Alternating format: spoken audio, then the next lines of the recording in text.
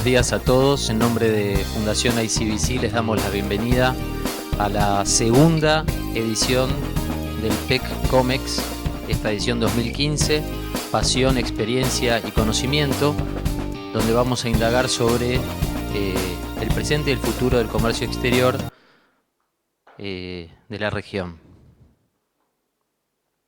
Quiero darle la bienvenida principalmente a la dirección de la Fundación, a los profesores, a graduados y especialmente a alumnos que para ellos estamos organizando estos encuentros. Muchas gracias. Bueno, buenos días a todos. También queremos agradecerles a los amigos de la Fundación que están incluidos en este auditorio. Y para no demorar más el comienzo de este encuentro, le vamos a dar la palabra al doctor Félix Peña y comenzamos con el primer panel, nuevos temas y nuevos enfoques del comercio internacional, y les agradecemos por estar aquí presentes y bueno, esta es nuestra primera experiencia como presentadores. Gracias.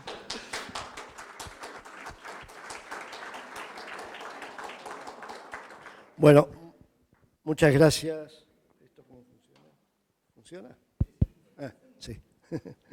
Muchas gracias, Emma, Mariano, por la presentación, y gracias a ustedes por la presencia hoy, esta mañana, aquí. Profesores, graduados, alumnos, invitados, periodistas, especialistas, hay un poco de todo. Y esta es la idea, hacer un foro de diálogo entre quienes nos dedicamos de distintos ángulos e incluso de distintas generaciones al tema del comercio internacional. Y en este primer panel tenemos un tema, en mi opinión, muy atractivo, que es tratar de conversar sobre qué es lo que hay de nuevo en el comercio internacional, que de alguna manera nos lleva a anticipar el futuro, hacia dónde van las tendencias en cuanto a temas, en cuanto a técnicas de operar en el comercio internacional, los enfoques del comercio internacional hacia el futuro, desde una perspectiva argentina, de una perspectiva de la región, de una perspectiva del mundo. Y me va a tocar esta mañana, no sé si ser moderador o provocador de un panel que en nuestra opinión es un panel de lujo para este tema, en que por un lado está Hubert Escaiz. Hubert es francés de origen, pero no se asusten, habla perfecto español. Hubert ha pasado muchos años en América Latina. De alguna manera es un enamorado de América Latina y ha trabajado muchos años en la CEPAL, en Santiago de Chile, donde fue director de estadística. La manía de Hubert es medir el comercio. Las estadísticas del comercio es su parte muy fuerte. Y hoy es el director de estadística de la Organización Mundial del Comercio en Ginebra. Tenemos el placer de tenerlo en Buenos Aires, al igual, y ya voy a presentarlos, de los otros panelistas, porque acabamos de realizar con la Universidad Nacional de 3 de Febrero y la CAF, el Banco de Desarrollo de América Latina, una reunión que tengo la impresión que fue muy interesante sobre encadenamientos productivos dentro de la región. Y de algo de eso vamos a hablar también hoy, y es por ese motivo que Hubert está en Buenos Aires hasta mañana. En segundo lugar, tengo el agrado de presentar, yo diría casi el orgullo, de presentar al embajador José Botafogo González, que fue embajador de Brasil en Argentina y que durante un periodo largo se ha dedicado desde el gobierno del Brasil como asesor internacional en el Ministerio da Fazenda y luego en su ministerio propio, en Itamaraty, a los temas de la integración, de las relaciones comerciales entre nuestros países, pero muy particularmente en la relación de Brasil con la Argentina. El embajador Botafogo es una figura de gran prestigio en Brasil y también es un honor tenerlo hoy aquí.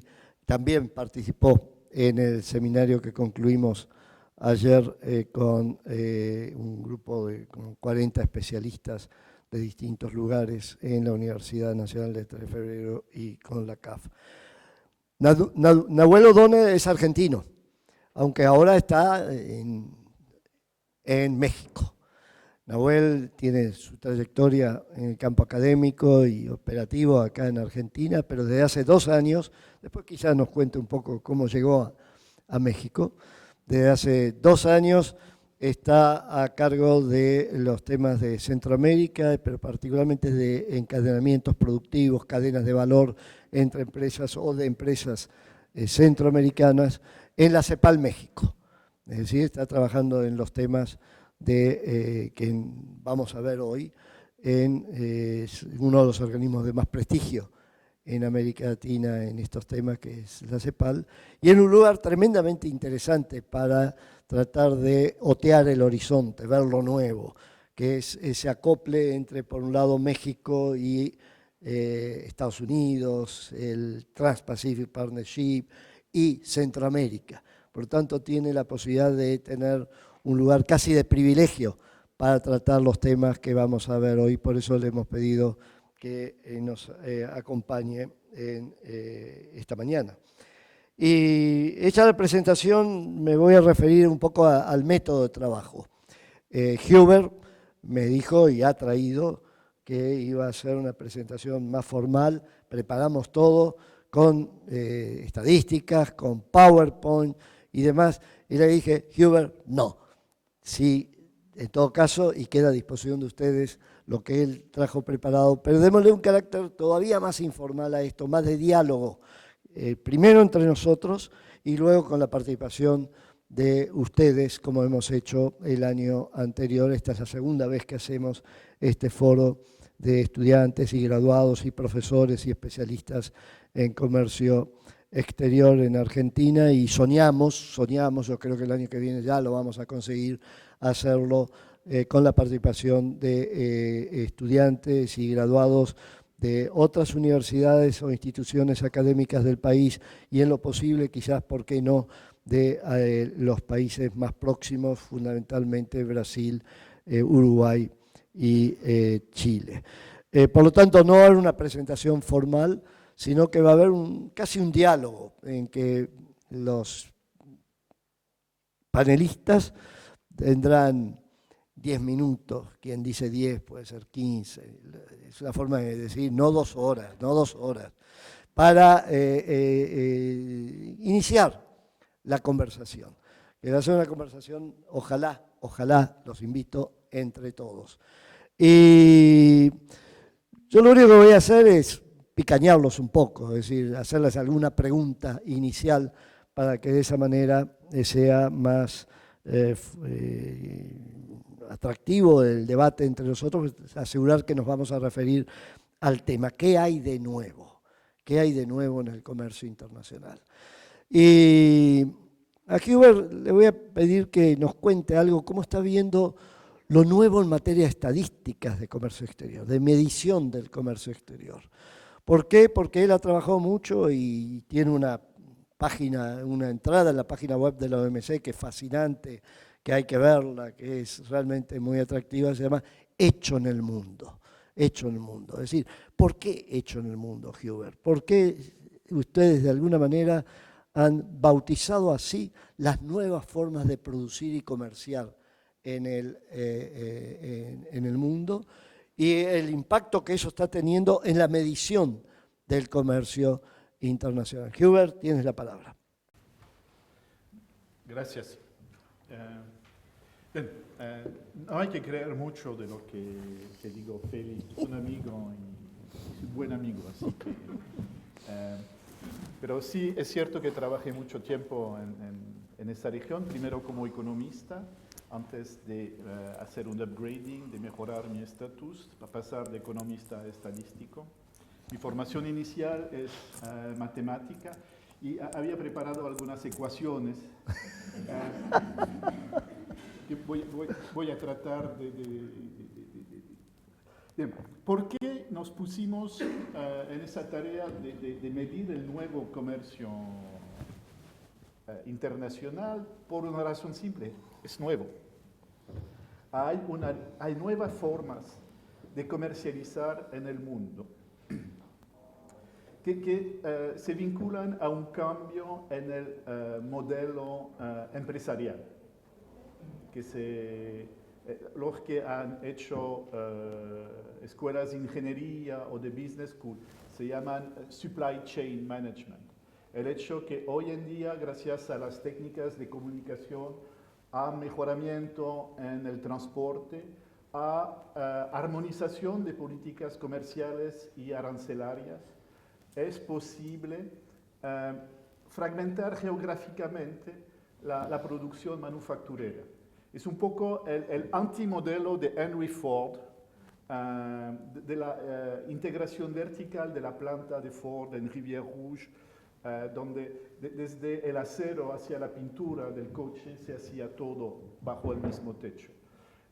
Es la aplicación también de lo que se llama el modelo Toyota, de módulos de producción bastante independientes, donde los obreros, ellos mismos tienen algún grado de libertad en la decisión del control de calidad, etcétera, etcétera. A diferencia del modelo de Henry Ford, que creo que la mejor imagen es el Charlie Chaplin de los tiempos modernos, ¿no? Donde cada uno tenía una tarea muy especializada que hacía a lo largo de una cadena lineal. Entonces empezaba el acero de un lado y el coche al final. Mi héroe favorito, aparte de Mafalda, obviamente, que es Tintín. ¿Lo dicen Tintín? Hay un Tintín que pasa en Estados Unidos. En Chicago hay una fábrica de embutidos donde entra el buey de un lado y sale la lata al final, un poco la misma, todo de una manera lineal. Eso se fragmentó. Digo, es el modelo Toyota. Se puede decir que los japoneses fueron los primeros a realmente implementar este modelo después de la apreciación cambiaria del yen, después de los acuerdos de Plaza en 1985. El yen japonés se apreció mucho y entonces las empresas japonesas radicadas en Japón perdieron mucha competitividad, precio. Entonces empezaron a invertir en Tailandia, en Taipei, etc. Y gracias a su modelo modular, el Toyota Model, eran capaces de hacerlo sin perder la coordinación y el control de calidad. Y se crearon nuevas palabras como el justo a tiempo, el calidad total, círculos de calidad, etc. Cambio de modelo empresarial y de manera de fabricar. Impactos sobre el comercio. Primero, más y más comercio no son de productos acabados para consumo final o inversión, una maquinaria, etc. Un coche, pero van a ser bienes intermedios, productos que están en curso de realización. En lugar de comercializar un coche, se va a comercializar una caja de velocidad, ruedas, que después se van a asemblar en alguna parte.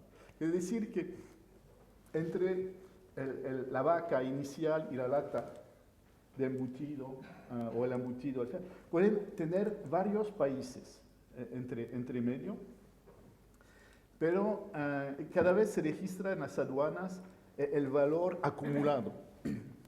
Y entonces nosotros lo que hace que al final, en lugar de medir el valor de la vaca que entró, perdón, que salió. del embutido, se ha medido varias veces el valor de la vaca, después de los pedazos de vacas, después etc. Y entonces una inflación de números que a nosotros nos llamó la atención. Entonces intentamos medir lo que era realmente el aporte de cada país a esa cadena en lugar del valor bruto. ¿Cómo lo hicimos? Ya no hemos inventado nada, primero. Quiero decir que cuando iniciamos esto fue en 2007 ya teníamos algunas pistas. Las pistas conocidas venían de la tradición de escuelas de negocios, una ingeniería, con estudios de caso. El estudio de caso quizás más conocido es el del iPad, donde ingenieros destrozaron no es un MP3 porque era, pero bien, y identificaron el origen y el valor de todos los componentes. Decía, bien, esa cosa que en la estadística normal parecía ser una exportación de China a Estados Unidos, porque este iPad o iPod era. El iPod, sí. Perdóname, no soy tan adolescente. Me quedé en el Walkman. Era una exportación de $150 por aparato de China a Estados Unidos, pero destrozando el aparato, se dice que no, de hecho, el valor puramente chino en eso era $10. Porque la memoria venía de Corea, la pantalla plana venía de Japón, los software venían de Estados Unidos. De hecho, entonces había como una reimportación de valor agregado estadounidense que regresaba a Estados Unidos vía China. Esos estudios de casos eran ilustrativos, pero para un estadístico no eran representativos. Queríamos cosas más generales. Y entonces, después de un proceso de error, es importante aprender de sus errores. Habíamos empezado estudios de caso de la cadena agroalimentaria, que nos parecía un caso simple, así. No, pero bien, fue un error. En 2008 empezamos a trabajar directamente con lo que los estadísticos, los contadores nacionales hablan, matrices, insumo, producto. No voy a entrar en esta cosa, pero para calcular el PIB, o dicen PBI, creo que en esa parte del mundo, uno necesita medir los intercambios interramas industriales. El PBI no es la suma de todas las producciones agrícola, manufacturera, de servicios, no, es la medición del valor agregado de cada rama industrial que genera este PBI, que también el PBI es la suma de los sueldos, los intereses que se paga a los inversionistas y de los impuestos indirectos que se pagan. Entonces hay una relación entre valor agregado, también empleo y ingresos. Entonces la cosa que hicimos nosotros, y no solos, ya con apoyo de varios, fue de mezclar varias matrices de insumo producto de varios países con los flujos comerciales, tratando de entender, de adivinar cuánto el sector agrícola, por ejemplo argentino, compraba de productos químicos a Brasil, porque bien para la producción agrícola, por ejemplo, se precisa de insumos químicos, de servicios agronómicos, etc. Es una estimación. Entonces, eso lo hicimos primero con japoneses, con un caso de estudio de Asia Oriental, que es quizás un caso típico de cadenas. Y después empezamos a trabajar con la OECD y hemos primero hecho un primer intento de una base de datos mundial en 2013 y en junio hemos publicado la última. Ahora las nuevas direcciones son de tratar, cada vez que hay una operación de comercio exterior, de entender quién es la empresa que es detrás. Es la nueva dirección de trabajo en la cual nosotros no participamos, pero la OECD lo hace, Eurostat lo hace, en México el INEGI lo hace, en China lo hacen también. Es entender para cada operación de servicio qué empresa lo hace, cuál es su tamaño, su propiedad, que si es propiedad extranjera. Finalmente voy a terminar con... Sí, porque acabo de... Se apagó el teléfono. No fui yo. Primero, cambia mucho la visión del comercio internacional. Una sola cosa, pero hay miles, la importancia de servicios. Hoy en día, un bien manufacturado, como esto que acaba de decirme que termine mi tiempo de 10 minutos, se registra como producto manufacturado en las estadísticas normales. 80% del valor de eso son servicios. Y entonces, ya me dice que ya me estoy pasando. son inteligentes servicios. Entonces, la importancia de servicios. Y eso, termino esto, tiene mucha importancia sobre el impacto sobre políticas, porque aquí estamos en una situación muy extraña donde nuevas estadísticas cambiaron la manera de entender las políticas. Políticas comerciales primero, porque esas relaciones comerciales muchas veces son de largo plazo, son contratos de producción entre empresas, no por un año, no por una cosa, no por un año, por 5 años. Muchas veces hay también relaciones de inversión directa. Por ejemplo, Alemania invirtió mucho en los países de Europa Oriental después de la caída del muro de Berlín. Y la integración de los países como Hungría, Polonia, etc., en el bloque occidental se debe mucho a ese tipo de comercio y también de inversiones que la empresa líder hizo con transferencia de conocimiento, etc. Entonces, impactos, la relación comercio-inversión muy importante. Por desgracia, no es algo que se negocia muy bien en la OMC, donde nos hemos quedado un poco con la agenda del siglo pasado. Entonces desembocó en una explosión de acuerdos regionales, que siempre casi van más allá de lo que se negocia en la OMC para incorporar inversión, para incorporar propiedad intelectual, regulación de competición, etcétera, etcétera. Entonces, impacto sobre la política comercial. Y finalmente, tiene también mucho impacto sobre cómo se entiende la política de desarrollo. Y es algo que por el momento estamos trabajando en la OMC con la definición de políticas industriales inteligentes que incorporen a la vez la dimensión nacional pero internacional, pero con eso lo dejamos para discusión. Vamos a volver a escucharte, a preguntarte, pero me da la impresión de que has estado instalando, a través de lo que has dicho, temas que son centrales para nuestro tema de hoy, ¿no?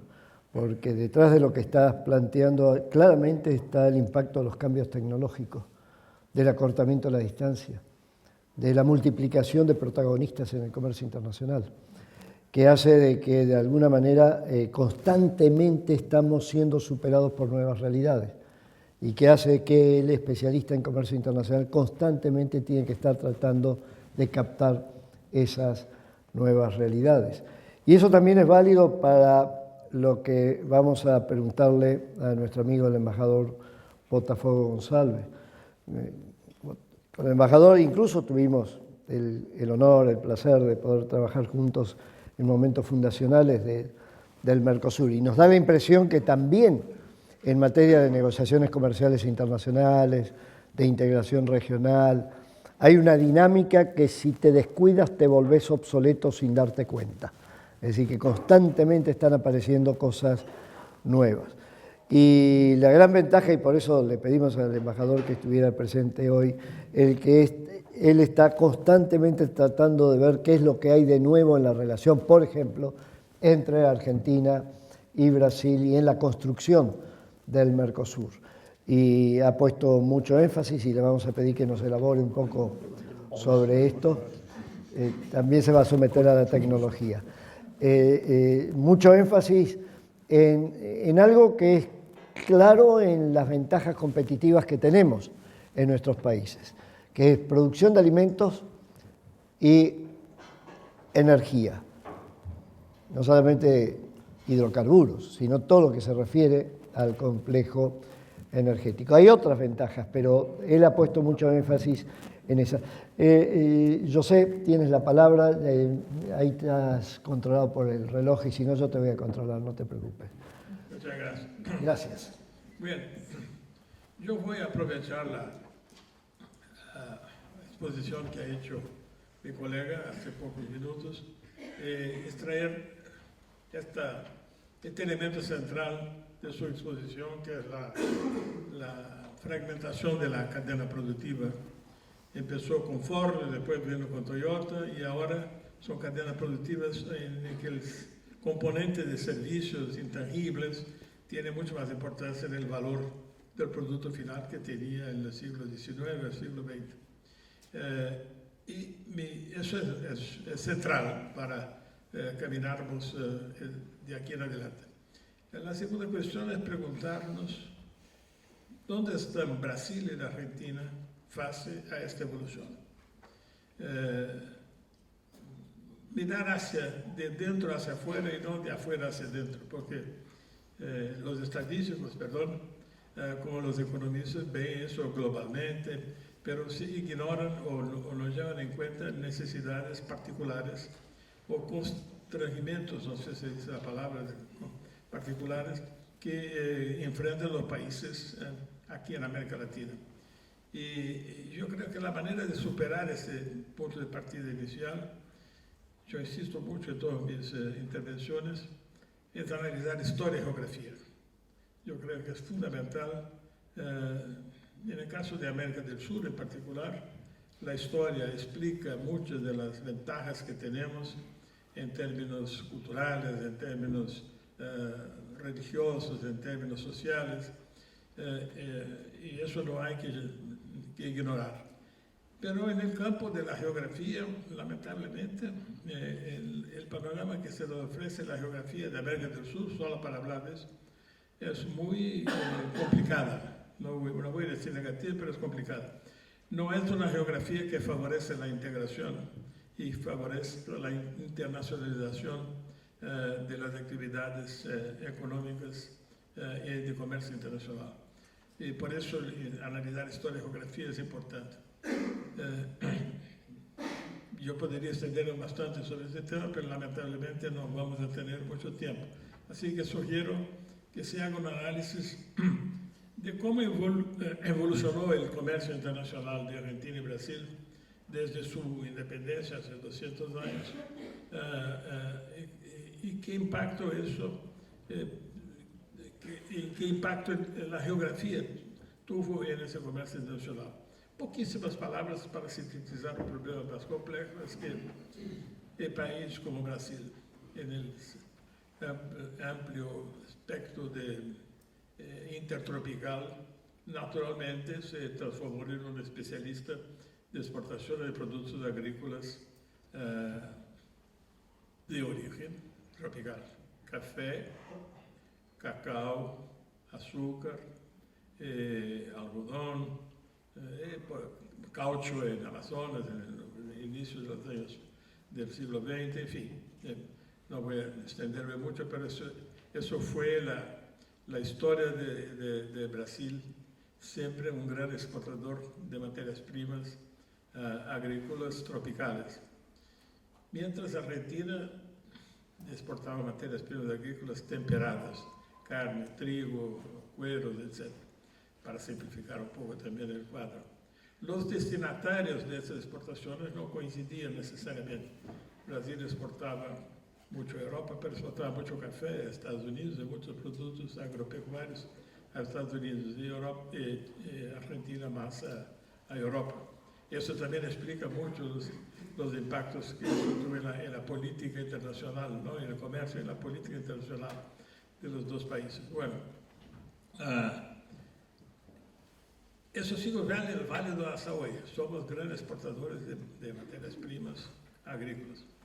Brasil tuvo un periodo muy importante, aunque corto, porque se transformó en un gran exportador de oro y diamante, pero un periodo muy corto.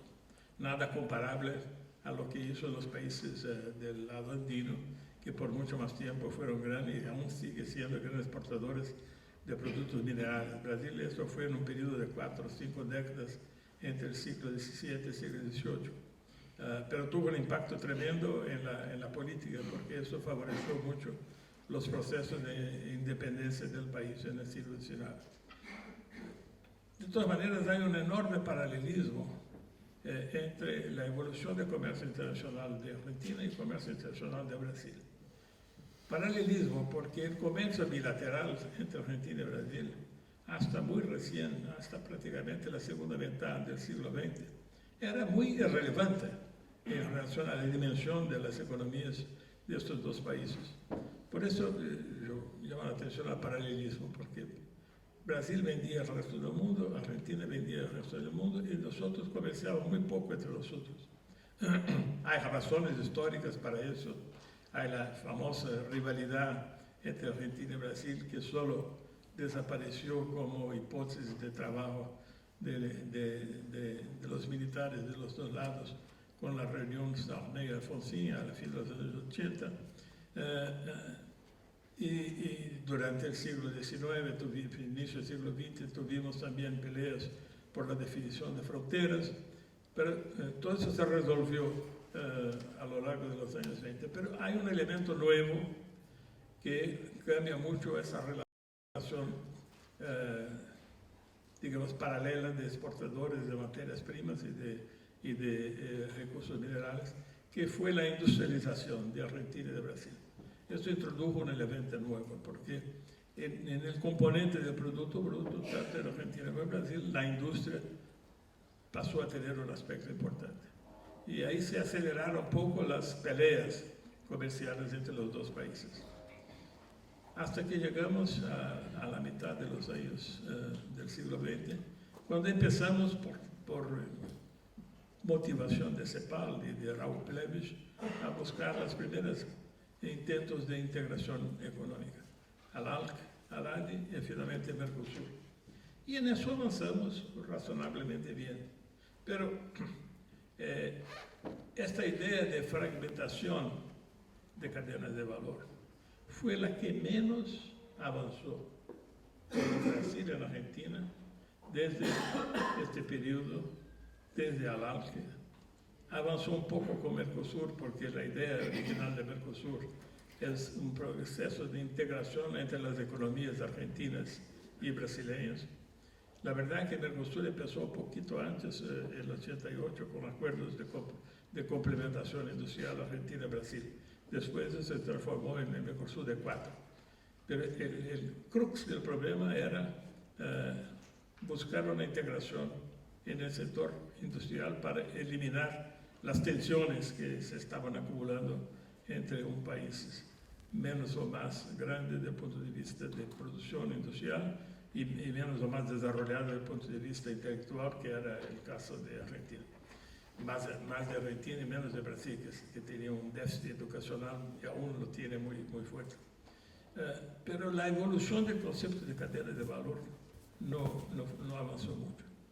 Yo diría que podemos distinguir tres etapas del proceso de modificación de cadenas de valor, a seguir el modelo Ford, Toyota y el actual.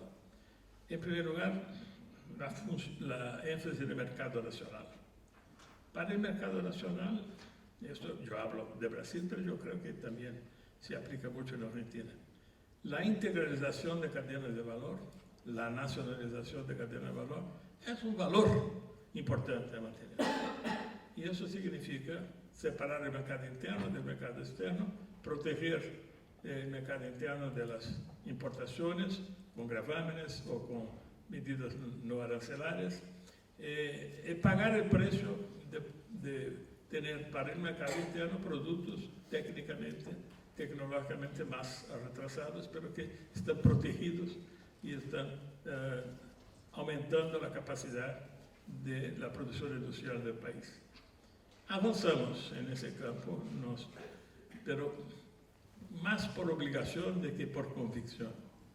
El segundo etapa sería mirar no más el mercado nacional, pero el mercado regional. Y Mercosur es el buen ejemplo. Fue un intento de decir, bueno, vamos a aceptar cadenas de valor ya integradas regionalmente, con Brasil, Argentina, Paraguay y Uruguay. Funcionó, avanzó un poco, con muchos problemas, y se estagnó ahora no avanza más. Se agotaron los procesos de liberalización en la medida en que miramos como objetivo el mercado regional. La próxima etapa, esa tiene que ser el mercado global. Y en eso el desafío es abandonar los principios de nacionalidad, de la cadena productiva, contenido local que practicamos en Brasil. Y en eso el debate no es solo con el gobierno, es el debate especialmente con el sector privado, con los industriales, que resisten a la idea de abrir sus cadenas de valor y permitir la participación componentes de otras nacionalidades, no importa si próximas o distantes, y el ejemplo del teléfono es muy significativo.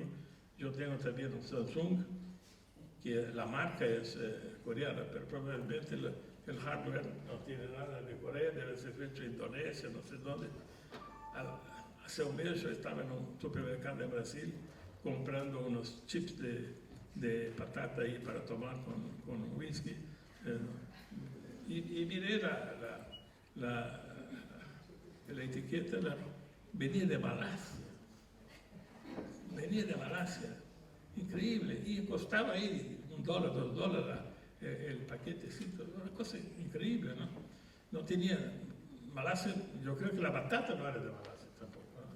Bueno, entonces estamos en ese momento con esta gran dificultad que es política de aceptar la idea de abrir nuestras cadenas de valor a una composición de mercado global.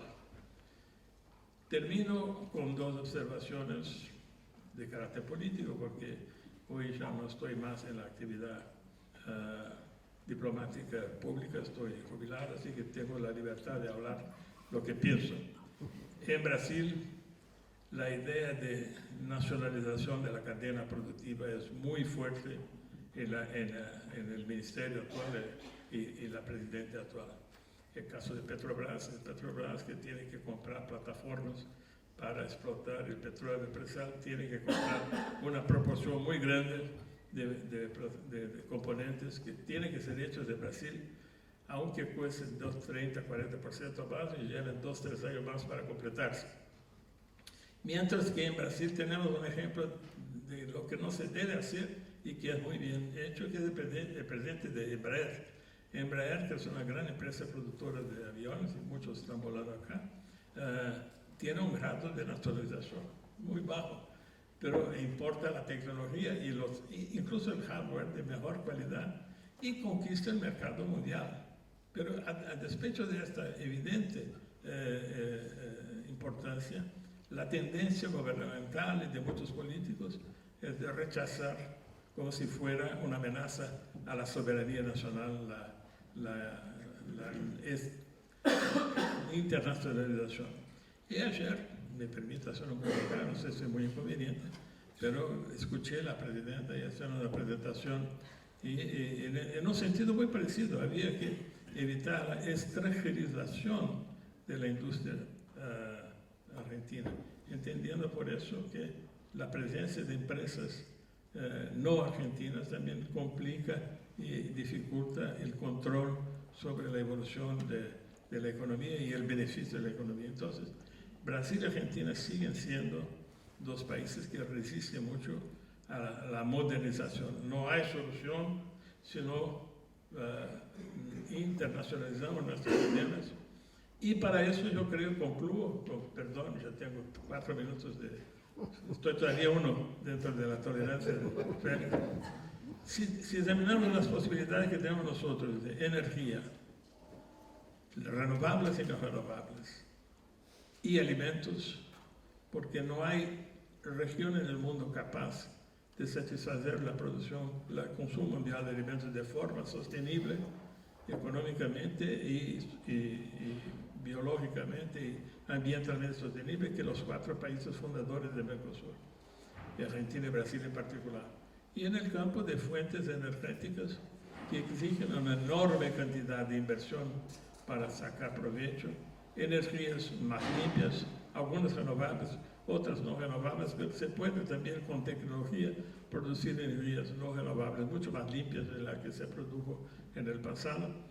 Y con esos dos elementos reconstruir una relación bilateral abierta que prácticamente reemplazaría un Mercosur que está estagnado económicamente, sin hablar políticamente, que está peor. Entonces eso es mi propuesta. Naturalmente no tenemos tiempo para ir más adelante, pero reconstruir Mercosur significa restablecer una relación Brasil-Argentina centrada en 2 ejes: producción mundial, producción de alimentos para satisfacer la demanda mundial y producción de energía para satisfacer sus necesidades y las necesidades de exportación mundial. Gracias. Bueno, muchas gracias, Josep. Yo creo que ya han quedado instalados dos temas que son, en mi opinión, interesantes para nosotros en la Fundación, para quienes están formándose en comercio internacional. El primer tema que lo instaló Huber está referido a la nueva forma en que se producen los bienes hoy y el impacto que tiene eso también en la medición del comercio internacional. Y el tema que ha instalado José tiene mucho que ver con lo que es el impacto de los cambios en la realidad internacional sobre nuestra forma de insertarnos en el mundo, ¿no?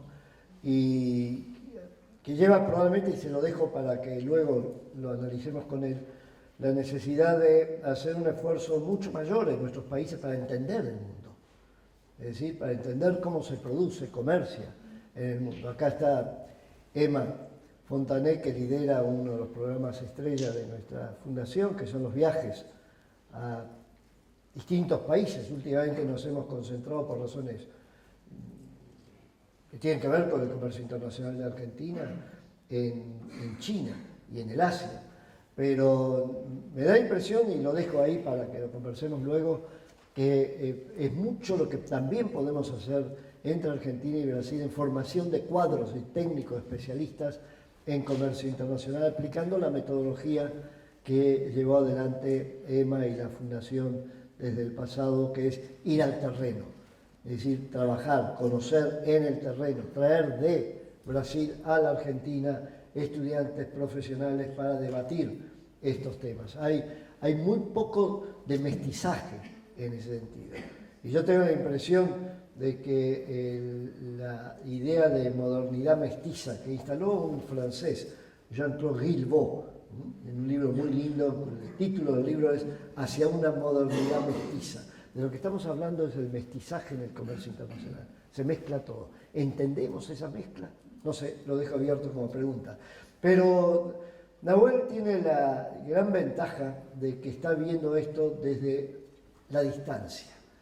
Sigue siendo argentino, va a volver a la Argentina, está comprometido con el país, identificado con el país, pero está trabajando como funcionario internacional en una región tremendamente interesante que es México y Centroamérica.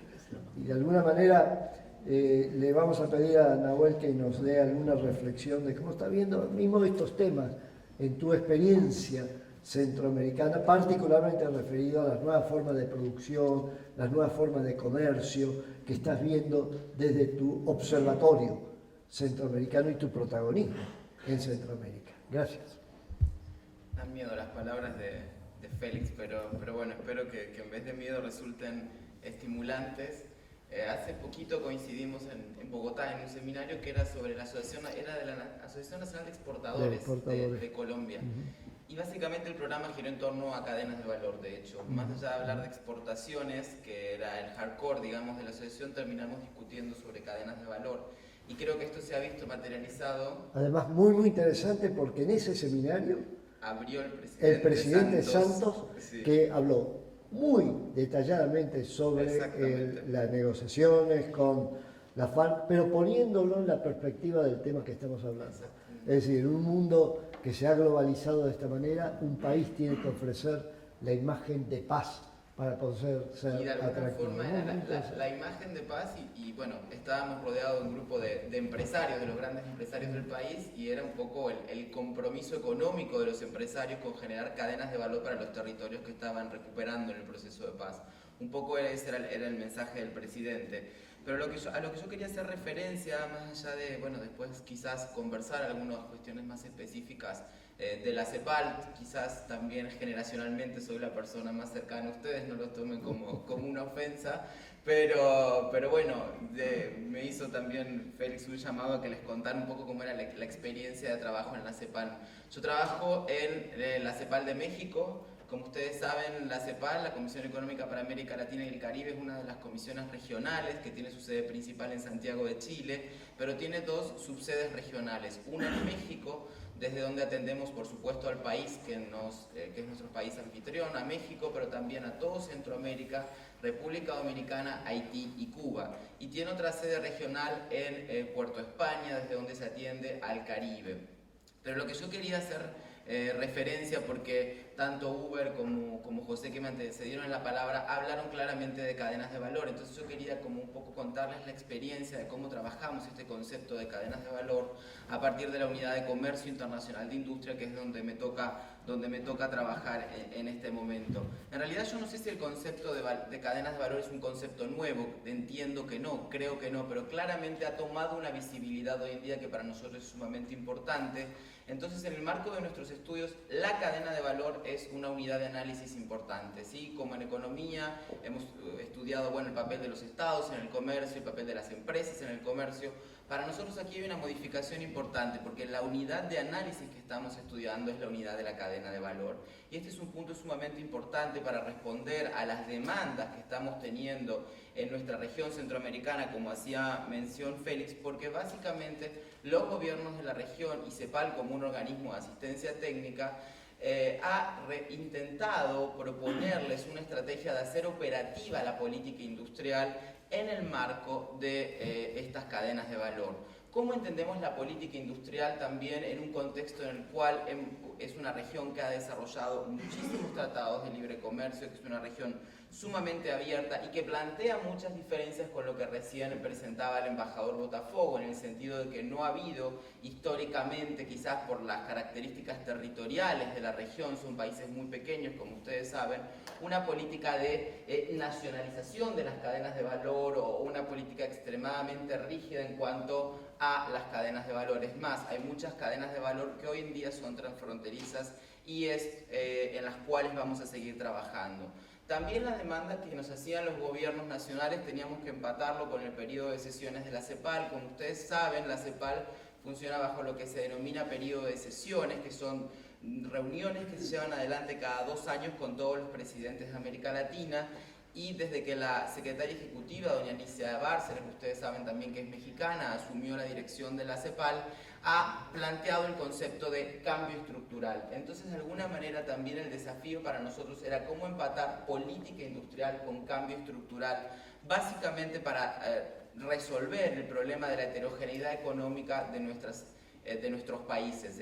Por heterogeneidad económica entendemos que tenemos pequeños segmentos de la economía que son altamente internacionalizados, con un buen desempeño en productividad, pero la mayor parte de nuestras economías son economías poco internacionalizadas y con desempeños de productividad quizás más relativos. Entonces entendíamos que el cambio estructural se debía básicamente a una serie de modificaciones en la composición del producto, la posibilidad de agregar más valor a nuestros productos, de hacer modificaciones, por tanto, en el comercio internacional, en el empleo, y a partir de ello generar una matriz mucho más diversificada de nuestras economías en la región. Para lograr esto, que como ustedes saben es un desafío sumamente importante, empezamos a reflexionar sobre la política industrial. Y hoy hacer política industrial es hacer política de ciencia y tecnología, es hacer política de innovación, es hacer política de educación y formación de recursos humanos, es hacer política de competencia, de competitividad, es hacer política comercial también. Y a partir de este enfoque es que empezamos a utilizar el concepto de cadenas de valor. Trabajamos bajo demanda de los gobiernos nacionales, como les mencionaba anteriormente, entonces muchos gobiernos nacionales que están desarrollando sus planes de política industrial nos solicitaron justamente a que los acompañásemos en este proceso de hacer operativa esta política. Y planteamos una metodología para el fortalecimiento de cadenas de valor, en el cual la primera cuestión que hacemos es conversar con los gobiernos nacionales en la definición de metaobjetivos, es decir, ¿qué busca ese gobierno con fortalecer una cadena de valor? Básicamente con resolver las distintas restricciones, los distintos problemas o cuellos de botella que enfrentan los empresarios en el día a día, que van conformando los distintos eslabones de esta cadena. Y por supuesto uno de los metaobjetivos principales que surgían en muchas de las reuniones que manteníamos con el gobierno era favorecer las exportaciones, ¿sí? Era, por supuesto, estimular las exportaciones de la región, y a partir de esto era que iniciábamos todo un proceso de selección con las cadenas que trabajábamos en el país. No me voy a detener aquí, pero conversábamos en los días pasados, mantuvimos tres días de trabajo en una reunión con la UNTREF, la CAF y la Fundación, por supuesto, en donde un poco discutimos, bueno, si había criterios o no para seleccionar cadenas. Y esto es sumamente importante, si nosotros seguimos creyendo que tiene que haber algún tipo de proceso de selección de cadenas de valor por parte del gobierno, que estos procesos pueden ser abiertos al sector privado, se pueden desarrollar bajo metodologías de tipo público-privadas y que por supuesto también un insumo sumamente importante para el proceso de decisiones y de selección de cadenas es la matriz de insumo-producto, pero quizás no es el único, porque no todos los sectores necesariamente se ven reflejados en una matriz de insumo-producto. Dicho esto, y habiendo escogido los distintos gobiernos diferentes formas de seleccionar la cadena, una vez que de común acuerdo se había seleccionado esa cadena, empezábamos a trabajar, ¿sí? Con un proceso de acompañamiento relativamente corto, de 6-8 meses, en el cual diagnosticábamos la cadena, ¿sí? Cuáles eran los problemas, las restricciones que enfrentaban estos empresarios, y al mismo tiempo los validábamos en unas mesas de diálogo público-privadas. Y esto es un elemento fundamental desde nuestro proceso de acompañamiento, en el sentido que, como ustedes saben, juntábamos quizás a los productores agrícolas con quienes llevan adelante la intermediación, y les aseguro que hay márgenes de ganancia sumamente distintos entre unos actores y otros, y al presentarle ese dato del margen de ganancia a ambos actores, se armaban discusiones sumamente interesantes y a veces difíciles de gestionar incluso, pero siempre con esa esperanza de poder contribuir al final con una proposición de estrategias para el escalamiento de esta cadena. Validados estos datos que habíamos recopilado, nosotros somos investigadores sociales o de economía social, y para nosotros era fundamental el diálogo con los actores que formaban directamente los eslabones, porque por supuesto muchas veces también nos hacían ver cosas que a nosotros desde nuestra lupa se nos habían escapado, ¿sí? Entonces esa instancia para nosotros es fundamental y de mucho respeto. Seguimos adelante, proponemos estrategias y son estrategias ligadas al escalamiento de la cadena, es decir, a resolver esas restricciones que en principio clasificábamos de dos tipos. Restricciones sistémicas, es decir, que afectaban a toda la cadena, o bien restricciones por eslabón. Y nuevamente validábamos las estrategias con los actores, surgían nuevas estrategias de ese diálogo, y después finalmente se parece un organismo de asistencia técnica, ahí terminaba su tarea, pero había otros organismos internacionales, o bien el gobierno con recursos propios, a partir de una matriz final en la que nosotros construíamos una comparación de las estrategias en términos de impacto, plazo de implementación y costos relativos, y empezaban a financiar estas estrategias. Al mismo tiempo les proponíamos una matriz de indicadores, por ejemplo, con una variable, una fuente de verificación diferente cada uno de ellos, una variable temporal, para que pudiesen comprobar de alguna manera el impacto de las estrategias que proponíamos.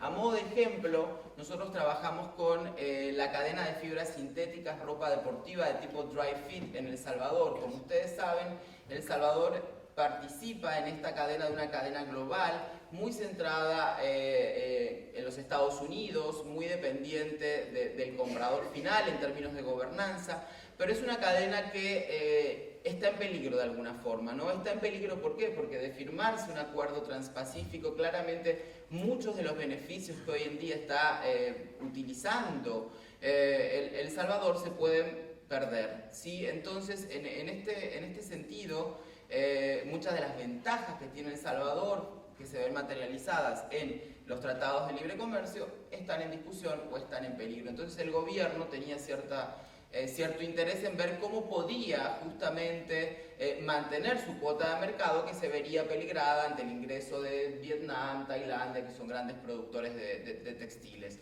Entonces, en ese sentido, trabajamos directamente con el sector en la generación de lo que se denominan estas fibras sintéticas sensibles, es decir, son fibras sintéticas que son sensibles, por ejemplo, a la temperatura, y en la necesidad de algo que también surgió los días pasados en el evento que mantuvimos, de generar laboratorios de certificación para que puedan justamente mantener su cuota de mercado o incluso aumentar su cuota de mercado en términos de exportaciones.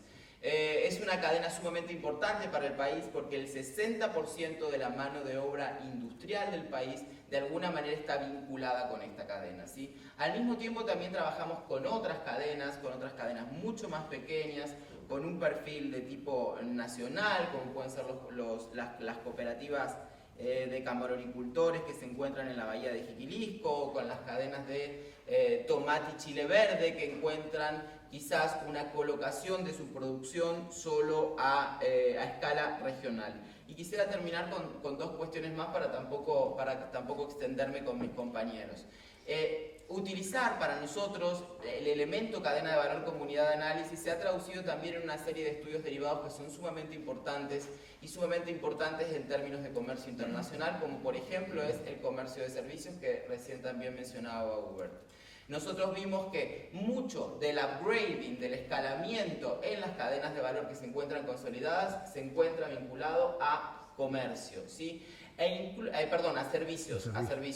E incluso podemos favorecer también mayor encadenamiento de pequeñas y medianas empresas prestadoras de servicios, ¿sí? Por ejemplo, todos los que son servicios profesionales y de soporte. Muchas veces en nuestro imaginario, cuando pensamos en el encadenamiento de las pymes, pensamos en pymes que van a preparar algún tipo de piecita pequeña de manufactura para una cadena mayor. Y en realidad muchas veces no tienen la capacidad de responder a la cantidad de piezas demandadas y demás. Entonces, por lo tanto, enfrentan muchas barreras de entrada. Pero vimos que pymes prestadoras de servicios profesionales y de soporte podían insertarse mucho más rápido en cadenas de valor y encontraban menos barreras a la entrada. Otra cosa que descubrimos son la importancia de los costos de la energía para las cadenas de valor. Entonces hay toda una línea de investigación sobre, por ejemplo, el autoabastecimiento energético, el desarrollo de energías renovables como elemento de soporte para las cadenas de valor.